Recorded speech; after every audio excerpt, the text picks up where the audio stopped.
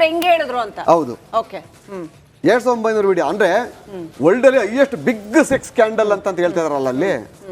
ನಾನು ನನಗೆ ಕೊಟ್ಟಂತ ವ್ಯಕ್ತಿ ಅಂದ್ರೆ ನನಗೆ ಆ ವ್ಯಕ್ತಿ ಲ್ಯಾಪ್ಟಾಪ್ ಆಗಿ ತೋರಿಸಿದ್ನಲ್ಲ, 2296 ನಂಬರ್ಸ್ ಪಿಕ್ಸ್, ಅದು ಪಿಕ್ಸ್ ಇದೆ ಅದರಲ್ಲಿ ಅಂತ ಅಷ್ಟೇ. ಚಿತ್ರಗಳು. ನಾನು ವ್ಯಕ್ತಿಗಳಲ್ಲ, ನಾನು ಪತ್ರ ಬರೆದಿರೋದು ಕೂಡ ಅಲ್ಲಿ 2296 ಚಿತ್ರಗಳು ಕನ್ನಡದ ಚಿತ್ರಗಳನ್ನು ಪಿಕ್ಚರ್ಸ್ಗಳು, ಅದನ್ನ ಜನಗಳು ಅಂತ ಮಾಡ್ಲಾಗ್ತಾ ಇದೆ. ಇದನ್ನ ಇವ್ರು ಕಾಂಗ್ರೆಸ್ನವರು ಅವ್ರ ಬೇಳೆ ಬೇಯಿಸ್ಕೋಸ್ಕರ ಏನ್ ಮಾಡ್ಬಿಟ್ಟು ದೊಡ್ಡದಾಗಿ ಇದು ಮಾಡು, ಇಡೀ ವರ್ಲ್ಡ್ ಅಲ್ಲೇ ಬಿಗ್ ಸೆಕ್ಸ್ ಸ್ಕ್ಯಾಂಡಲ್ ಇದು ಅಂತ ಹೇಳಿ.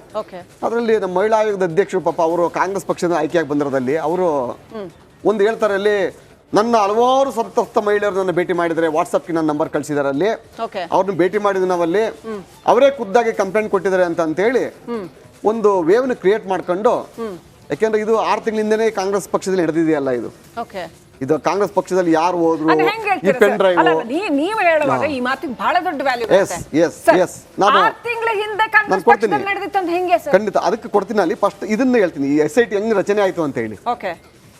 ನಾನು ಈ ಹಿಂದೆ ಮಹಿಳಾ ಆಯೋಗದ ಅಧ್ಯಕ್ಷರನ್ನು ಭೇಟಿ ಮಾಡಿದ್ದೆ. ಯಾವ ವಿಚಾರಕ್ಕೆ? ಇದೇ ಕಾರ್ತಿಕ್ ಹೆಂಡತಿ ಕಿಡ್ನಾಪ್ ಆಗಿರ್ತದೆ, ಅವ್ರದ್ದು ಯಾವುದೋ ಪ್ರಾಪರ್ಟಿ ವಿಚಾರದಲ್ಲಿ ಗಲಾಟೆಯಾಗಿ ಸಮ್ ಪ್ರಾಬ್ಲಮ್ ಆಗಿರ್ತದಲ್ಲಿ, ಆ ಹೆಣ್ಮಗಳಿಗೆ ನ್ಯಾಯ ಬೇಕು ಅಂತ ಅವ್ರ ಅಡ್ವೊಕೇಟ್ ಆಗಿ ವಕೀಲರಾಗಿ ನಾನೇ ಖುದ್ದಾಗಿ ಹೋಗಿ ಭೇಟಿ ಮಾಡ್ತೀನಿ. ಒಂದು ಪತ್ರವನ್ನು SP ಕಳಿಸ್ಕೊಡ್ತಾರೆ ಹಾಸನ್ಗೆ. ಅವರು SP ಕಳಿಸ್ಕೊಟ್ಟು ಏನು ಹೇಳ್ತಾರೆ ಅಂತಂದರೆ, ಅದೇನು ತನಿಖೆ ಮಾಡಿ ಅವ್ರಿಗೆ ನ್ಯಾಯ ತಕ್ಕೊಸ್ಕೊಡಿ, ತನಿಖೆ ಮಾಡಿ ಅಲ್ಲಿ ಅವ್ರಿಗೆ ಹಿಂಬರ ಕೊಡಿ ಅವ್ರ ಪತ್ರದಲ್ಲಿ.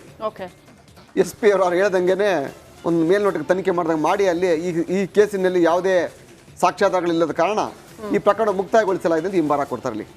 ಅದೇ ಮಹಿಳಾ ಆಯೋಗದ ಅಧ್ಯಕ್ಷರು ಈ ವಿಚಾರದಲ್ಲಿ ಯಾರೋ ಸೋಮಟ್ ಅಡಿಯ ಕೇಸ್ ಇಶ್ಯೂ ಮಾಡ್ಕೊಂಡಂಗೆ, ಯಾರೋ ಸಂತಸ್ತ ನಮಗೆ ಭೇಟಿ ಮಾಡಿದಂಗೆ, ಯಾವುದೋ ಒಂದು NGO ನಮಗೆ ನಡಿ ಈಗ ಶುರು ಮಾಡೋಣ. ಕೇಸರಿಯಿಂದ ಮನೋಲ್ಲಾಸ ಮನಸ್ಸು ಮತ್ತೇರಿ ಕುಣಿದಾಡಿದೆ ನೋಡು, ಮನಸ್ಸು ಮತ್ತೇರಿ ಕುಣಿದಾಡಿದೆ ನೋಡು.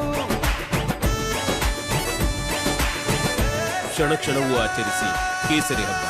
ವಿಮಲ್ ಬಾಯಲ್ಲಿ ಹೇಳಿ ಕೇಸರಿ ಕೊಟ್ಟಂಗೆ ಮಾಡ್ಕೊಂಡಲ್ಲಿ ಹಲವಾರು ಜನ ಮಹಿಳೆಯರು ನನಗೆ ಅದನ್ನು ದಯಮಾಡಿ ಈ ರಾಜ್ಯ ಜನತೆ ಮುಂದೆ ಇಡಬೇಕು ಮಹಿಳಾ ಆಯೋಗದ ಅಧ್ಯಕ್ಷರು ಅವರು. ಅಲ್ಲ ಸರ್, ಅದು ಹೆಂಗೆ ಇಡಕ್ಕೆ ಬರುತ್ತೆ ಈಗ? ಅದನ್ನ ಅದಲ್ಲ ನನಗೆ ಹೆಸರು ಬೇಡ, ಹೆಸರು ಬೇಡ ನನಗೆ. ಅಲ್ಲಿ ನಾನು ಅವ್ರ ಹೆಸರು ಕೇಳಲ್ಲ. ಅವ್ರಿಗೆ ಎಷ್ಟು ಜನ ಇವ್ರನ್ನ ಭೇಟಿ ಮಾಡಿದ್ರು ಅಷ್ಟು ಹೇಳಿ ಸಾಕು ನಮಗೆ. ಅದು ಈ ರಾಜ್ಯ ಜನತೆ ಮುಂದೆ ಇಟ್ಬಿಟ್ಟು ಎಷ್ಟು ಜನ ನಿಮ್ಮನ್ನು ಭೇಟಿ ಮಾಡಿದ್ದಾರೆ ಸಂತ್ರಸ್ತವರು ಅದನ್ನ ಹೇಳ್ಬೇಕಲ್ಲಿ. ಅವರು ಒಂದು ಲೆಟರ್ ರೆಡಿ ಮಾಡ್ತಾರೆ. ಏನು ಲೆಟರ್ ಕೊಡ್ತಾರೆ ಸರ್ಕಾರಕ್ಕೆ ಅಂತ ಅಂದರೆ, ನಾನು ಕಂಪ್ಲೇಂಟ್ ಕೊಟ್ಟಾಗ ಅವ್ರ ಆ ಹೆಣ್ಮಕ್ಳು ಕರ್ಕೊಂಡ್ಬಂದು ಕೊಟ್ಟಾಗ ನೇರವಾಗಿ SP ಗೆ ಎಂಕ್ವೈರಿ ಮಾಡಕ್ಕೆ ಬರೀತಾರೆ ಇವರಲ್ಲಿ. ಇವ್ರು ಏನು ಮಾಡ್ತಾರೆ, ಮನೆ ಮುಖ್ಯಮಂತ್ರಿ ಲೆಟರ್ ಬರೀತಾರೆ ಇವರಲ್ಲಿ. ಇದು ಅತಿ ದೊಡ್ಡ ಸೆಕ್ಸ್ ಸ್ಕ್ಯಾಂಡಲ್ ಇದು. ಇದರಲ್ಲಿ ಈ ಒಂದು ಲೈಂಗಿಕ ದೌರ್ಜನ್ಯದಲ್ಲಿ ಎಷ್ಟು ಭಾಗಿಯಾಗಿದ್ದಾರೋ ಅವ್ರನ್ನೂ ಕೂಡ ಬಂಧಿಸಬೇಕು, ಅವ್ರಿಗೆ ಶಿಕ್ಷೆ ಕೊಡಬೇಕಲ್ಲ. ಅವ್ರ ಜೊತೆ ಈ ಪೆನ್ ಡ್ರೈವ್ನ ಹಂಚಿಕೆ ಮಾಡಿದ್ದಾರೆ, ಯಾರು ಹಂಚಿಕೆ ಮಾಡಿದ್ದಾರೆ ಅವ್ರಿಗೂ ಕೂಡ ಶಿಕ್ಷೆ ಆಗಬೇಕು ಅಂತೇಳಿ ಅದರಿಂದ ಒಂದು ಸಮಗ್ರ ತನಿಖಾ ತಂಡ ರಚನೆ ಮಾಡಿ ಅಂತ ಒಂದು ಪತ್ರವನ್ನು ಕೊಡ್ತಾರೆ. ನೀವೆಲ್ಲ ನೋಡಿದ್ವಿ ನಾವಲ್ಲಿ. ಇಲ್ಲಿ ಬಹಳ ಪ್ರಮುಖವಾದ್ದೇನು ಅಂತ ಅಂದ್ರೆ, ಈ ತನಿಖಾ ತಂಡ ರಚನೆ ಮಾಡ್ತಾರಲ್ಲ ಅಲ್ಲಿ, ರಚನೆ ಮಾಡಿದಾಗ ಅಲ್ಲಿ ಅದಕ್ಕೆ ಮುಂಚಿತವಾಗಿ ಚುನಾವಣೆ ಒಂದು ದಿವಸ ಐತೆ ಅನ್ನಂಗೆ ಅಲ್ಲಿ ಒಂದು FIR ಆಗ್ತದೆ ಅಲ್ಲಿ. ಈ ಪೆನ್ ಡ್ರೈವ್ ಡಿಸ್ಟ್ರಿಬ್ಯೂಷನ್ ಯಾರು ಮಾಡ್ತಾರೆ ಅಂತೇಳಿ ಸ್ಪೆಸಿಫಿಕ್ ಆಗಿ ಹೆಸರುಗಳು ಹಾಕಿ ಅಲ್ಲಿ ಅವರನ್ನ ಆರೋಪಿಗಳ ಮೇಲೆ FIR ಆಗ್ತದೆ ಅಲ್ಲಿ. ಆ ಪ್ರಜ್ವಲ್ ರೇವಣ್ಣನವರ ಏಜೆಂಟು, ಎಲ್ಲ ಪೋಲಿಂಗ್ ಏಜೆಂಟ್ ಅವರು ಒಂದು ಕಂಪ್ಲೇಂಟ್ ಕೊಡ್ತಾರೆ, FIR ಆಗ್ತದೆ ಅಲ್ಲಿ. ಸರ್ಕಾರ ಏನು ಮಾಡ್ತಾರೆ, SIT ತಂಡ ರಚನೆ ಆದ ತಕ್ಷಣ ಒಳಾಯಿಸ್ಬಿಟ್ಟು ಟೌನ್ ಪೊಲೀಸ್ ಸ್ಟೇಷನ್ನಲ್ಲಿ ಒಂದು ಈ ಸೆಕ್ಸುವಲ್ ಹರಾಸ್ಮೆಂಟ್ ಒಂದು ಕೇಸ್ ಮಾಡ್ಕೋತಾರೆ. ಲೈಂಗಿಕ ದೌರ್ಜನ್ಯ ಅಡಿಯಲ್ಲಿ 350 A and D ಅನ್ನೋ ಒಂದು ಕೇಸ್ ರಿಜಿಸ್ಟರ್ ಮಾಡ್ಕೊತಾರೆ 506, 509 ಅಲ್ಲಿ. ಆ ಕೇಸನ್ನು ಸರ್ಕಾರ ಇಲ್ಲಿ ಟ್ರಾನ್ಸ್ಫರ್ ತಗೋತಾರೆ SID ಗೆ.